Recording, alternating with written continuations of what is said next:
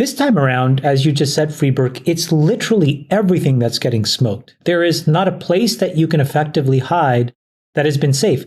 Crypto, smoked. The credit markets, totally frozen. The equity markets, NASDAQ is in a bear market. The S&P is basically flirting with the bear market now. And I don't really see any end in sight. Meanwhile, we're waiting for CPI to downtick. Inflation hasn't really done that. So that's taking a lot longer than we thought to sort of roll over. Separately, jobless claims are now starting to tick up, which means that companies are beginning to affect layoffs because they feel this pressure. So now you're going to see an unemployment rate that starts to go up. Over the past month, it has been established that a global recession is almost upon us. If anything, the situation with the stocks and crypto market over the past week has only firmly cemented the previous predictions of severe economic downturns in many of the world's economies. In fact, many market experts warn that the next decade will be marked by severe economic declines in several of the world's leading economies. But inflation didn't suddenly rise to a 40-year high in the United States and 30-year highs in the United Kingdom and Canada. In addition to the existing issues, such as the unrestrained money printing and supply chain issues, these economies have had to deal with the several economic effects of war. In a recent broadcast, Canadian venture capitalist Chamath Palihapitiya and the rest of the All-In podcast crew discussed the increasing threat of recession in the United States and other leading economies around the world. They discussed the false bull market of the past 2 years and the burden on consumers as the financial market continues to go underwater. Please watch, share, and like the video. And don't forget to drop your thoughts and observations in the comment section below.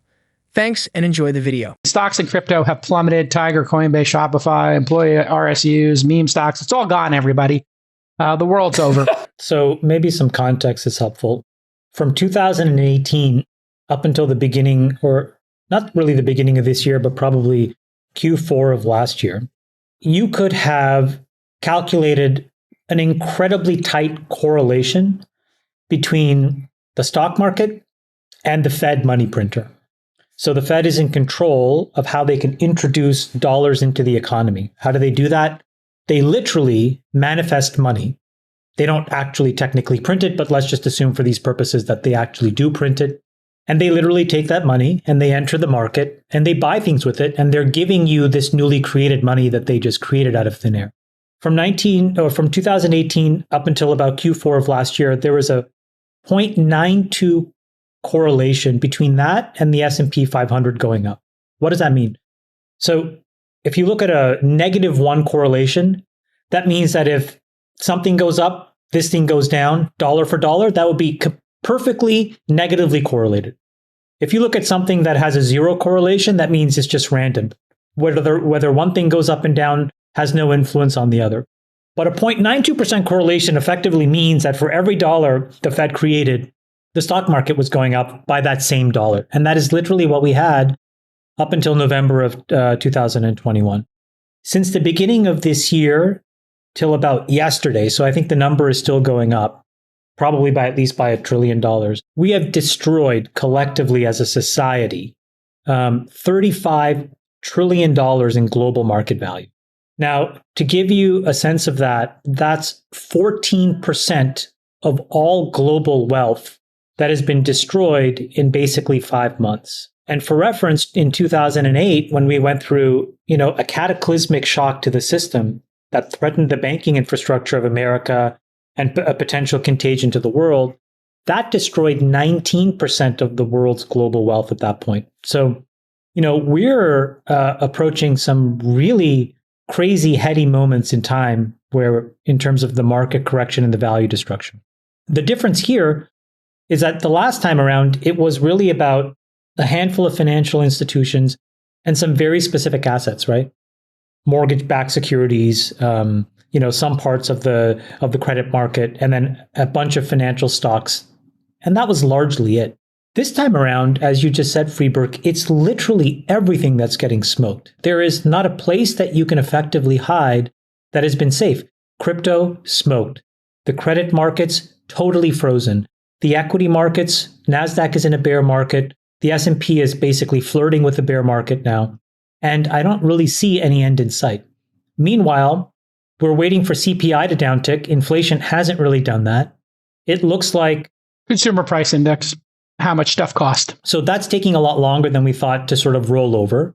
Separately, jobless claims are now starting to tick up, which means that companies are beginning to effect layoffs because they feel this pressure. So now you're going to see an unemployment rate that starts to go up. And then meanwhile, we're fighting a proxy war in the Ukraine against Russia to the tune of about, $40 billion every sort of month or so when we open the paper and decide to read about it. So you put all these things together, it's not clear that there is the momentum to create a market bottom. Though wages have not been going up much to compensate for the increasing prices of goods and services, unemployment figures have been pretty low over the past year. However, that is quickly changing. Slower business growth and rising labor costs are driving massive layoffs across the United States, especially in the tech industry. Earlier in the year, Peloton laid off thousands of its employees. Online car dealer Carvana has also revealed plans to lay off 12% or more than 2,500 employees. This means consumers have to deal with so much more than increasing prices in bear markets in the coming months. Please listen to David Sachs' explanation of the extra burden that has now been placed on the average consumer. Yeah, look, we're in a stock market crash that I think over the last week sort of became a panic. I think now there's panic selling going on. That's not to say that it's all oversold, but certainly there are names now that are starting to become screaming buys. But nobody has the capital to buy. It's easy to say, in theory, that you should be greedy when others are fearful and fearful when others are greedy. The problem is that everyone's already fully deployed. And then when the stock market crashes, they got no cash left to buy up new names. And, that's one of the things that you've noticed in this downturn. And I'd say, especially with crypto, is with all the other crypto downturns, there were always, the crypto accounts saying hodl or buy the dip or, they had the laser eyes going. I don't see any of that right now. Pure capitulation, fear. Exactly. Yeah, exactly. So this is just a rout across the board. I agree. It's every asset class. I think home prices, that's coming, Jason, because like you said, mortgages are going up. Inventory is going up. So that's a leading indicator. Yeah. People can't afford the same mortgage they did before because rates are going up very fast. So, sellers are going to have to drop prices. And until they're willing to do that, the inventories go up. That's a little dance that happens in real estate is the sellers don't want to accept reality and they don't have to sell because they're living in it, as opposed to their crypto holdings, which they're not living in and they're not getting value from. Looking to start trading cryptocurrencies, but don't know where or how to begin? BitGet Cryptocurrency Exchange is a great place to start your crypto trading journey. One of the top 5 futures exchanges on the market, BitGet is your one-stop shop for everything crypto. You can deposit, withdraw, or transfer over 200 cryptocurrency assets. BitGet features both spot and futures with competitively low fees and easy-to-follow instructions, so anyone can trade on BitGet, anytime, anywhere. One very popular feature of the cryptocurrency exchange is its copy trading feature that allows users to copy the trading strategies of experienced traders. In the little time since its launch, the copy trading feature has attracted almost 20,000 traders and over 80,000 copiers around the world. With one quick click, you can begin your copy trading journey on BitGet and earn profits like any pro. BitGet offers users many other innovative products, including the possibility of trading without converting tokens. It also has a state-of-the-art security protocol, excellent customer service, and a dedicated derivatives exchange. Plus, BitGet does not require a KYC verification process before users can enjoy all of its amazing features. Start your profitable trade today. All you need is just to copy the trades of experienced traders. Plus, when you sign up with BitGet, you get up to $153 in welcome bonus.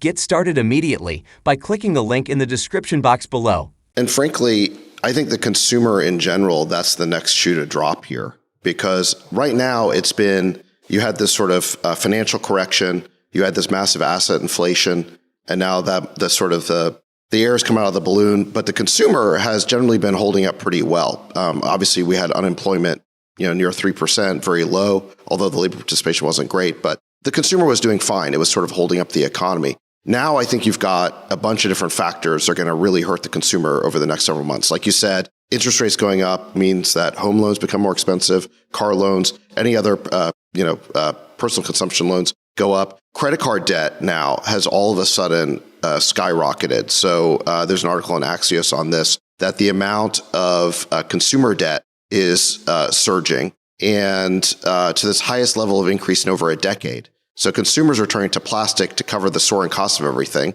And then because of inflation, that wages in real terms fell 2.6% over the past year. So in other words, because of inflation, when you say because that. of inflation. So if you were to look at wages in real terms, people are actually making less money. You give somebody a 10% raise, 8% inflation, it nets out to 2. Well, no, you're giving them a 6% raise. Oh, I'm sorry. Or like a 5.6% raise or something like that against 8% inflation. And net, they're down 2.6%. Got it. They're down 2, not up. Yeah. In purchasing power.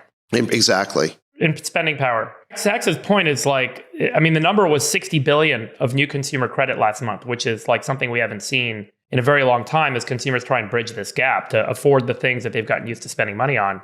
To jump up like that just indicates that we may be in the beginning of a consumer credit bubble now, which is scary. Right. This is the question: is what are the next shoes to drop? So you think about like what's happened in the market so far. It's mainly been multiple compression. Like earnings season was pretty good. I mean, it was hit or miss. Amazing for some folks, yeah. For some folks. So the stocks that got hammered were generally the COVID stocks. It was the Pelotons, Zoom, the Netflix, Zoom. You could like Coinbase and Robinhood with the day traders because that was people are laying off that stuff. So basically the COVID stocks have been hammered, but the B2B stocks actually had really good results. And yet, the SaaS index is down like 80%. The average SaaS multiple, it was over 15 times, last year on the public comps, and now it's down to 5.6. So the SaaS companies have been hammered despite having great earnings. So what we don't know now, they're B2B. They're a little bit insulated from the consumer. But what we don't know is what happens over the next 6 months. If we go into a deep recession, then do even the B2B companies start being impacted? I think like recession now is just inevitable. To Chamath's point, you can't have 14% of global wealth wiped out practically overnight and not have that translate into a big recession. All the first indicators of economic declines are in. Inflation is almost at double digits, the economy is struggling, people are losing work, and companies are literally going under by the minute. Though policymakers are trying to get things under control by increasing interest rates, their reputation for adequately handling such issues have not been particularly stellar in the past. As a result, the best move will be to prepare for the worst and hope for the best. Thanks for watching the video. Don't forget to drop your comments below and give this video a thumbs up. Till our next video, stay savvy.